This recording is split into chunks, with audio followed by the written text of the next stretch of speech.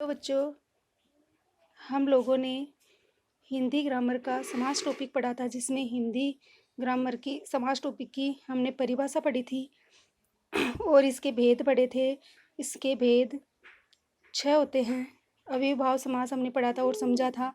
अब तत्पुरुष समास भी हम लोगों ने पढ़ा हुआ है, समझा था। तत्पुरुष समास के कारक विभक्तियों का लोप होता है और यह 6 प्रकार का होता है। ये हमने इसमें पढ़ा था। आगे है कर्मधारय समास।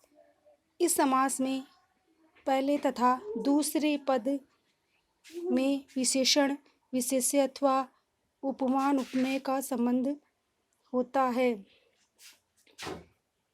जैसे श्वेत पत्र,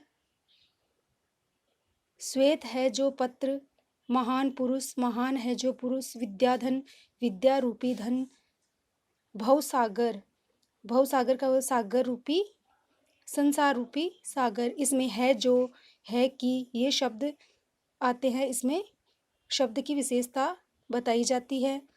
द्विगु समास, आगे 4th नंबर है द्विगु समास। इस समास का पहला पद संख्यावाची अर्थात गणना बोधक होता है। गणना की जाती इसमें। यह समास समूह का बोध बनाता है या कराता है। जैसे नवरत्न, पंचरत्न, त्रिमुखी, शताब्दी। नवरत्न 9 रत्नों का समूह है, 3 लोकों का समूह है और शताब्दी का अर्थ 100 वर्षों का समूह है।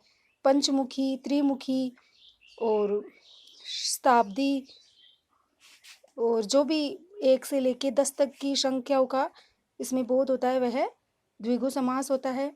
द्वंद्व समास, इस समास में और या आदि का लोप होता है, आदि शब्द आते हैं। द्वंद्व समास, इस समास में दोनों पद समान रूप से प्रधान होते हैं।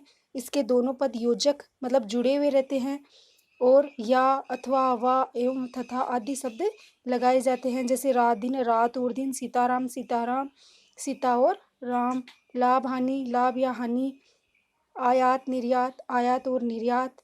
इसमें दोनों शब्दों को जोड़ा जाता है। ये द्वंद्व समास होता है। इससे रिलेटेड बेटा बच्चों आप लोगों को एक्सरसाइज करोगे तब समझ में अच्छे से आ जाएगा।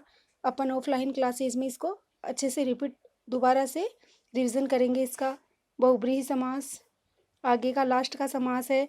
इस समास में पूर्व पद मतलब पहला पद तथा उत्तर पद गौण हो और अन्य पद प्रधान हो, यहाँ बहुब्रीहि समास होता है।